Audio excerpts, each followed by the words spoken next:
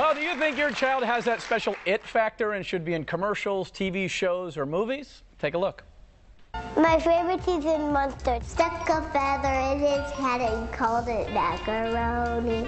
That was like really, really, really fun. I don't like it, I love it.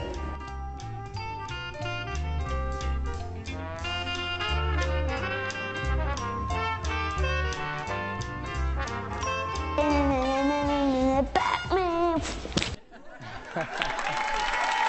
Here to talk about the do's and don'ts when it comes to getting your kids started in the biz is the president and founder of one of the top agencies in the city, Lily Liu from Lily's Talent Agency. Welcome, Lily. Thank you, Ryan. So if a parent thinks that their child has it, and it is hard to define, but what's the first thing that they should do?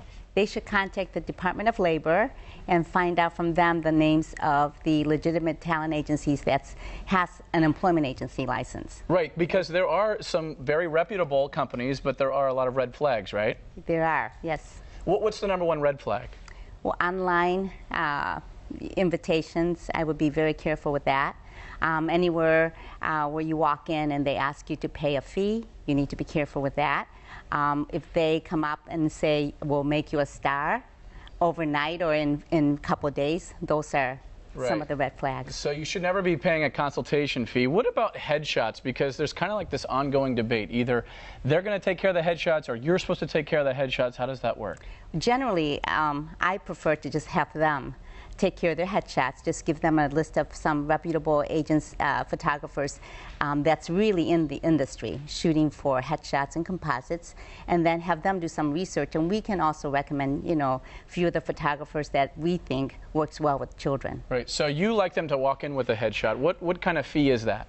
Well, they really don't need to walk in with the headshots. They can actually walk in with snapshots. And if we think there is potentials with them, then we can advise them to get some professional pictures. And what's the #1 thing that you're looking for kids?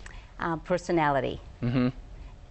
So they don't have to be necessarily gorgeous. They got to have personality. They got to be fun. Yes, and to be able, and other lists follows will be taking directions and being able to work with other kids and having supportive family. Those are really important. Does the kid have to have any prior training before they say come see you?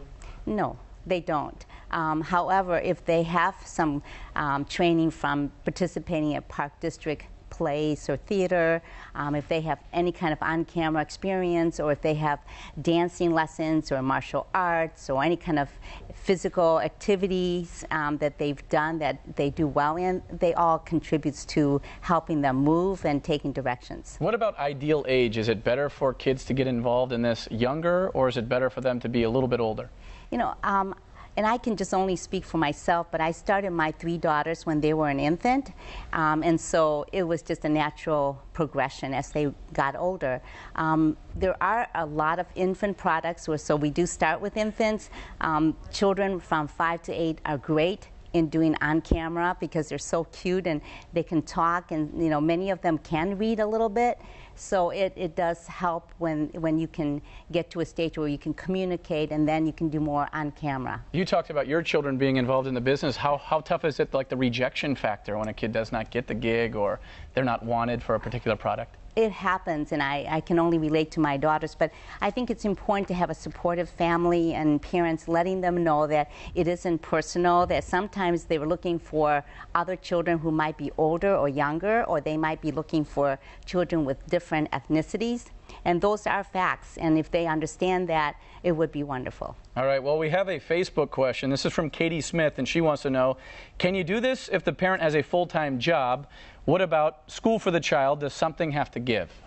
Okay, first of all, children under 16 has to have a work permit through the Department of Labor, and they have mandated rules and regulations about the number of hours that you need to work during the week and during the course of the month, so you need to abide by that. So as long as you can follow that, it should be fine. If you can get your grandparents or family members to drive them, if it's going to conflict with your work, then that would be another suggestion. Right, it's a tough balance. Well, Lily, thank you so much for being here. We really appreciate it. Thank you. All right, for more information, you can check out our website, WindyCityLive.com.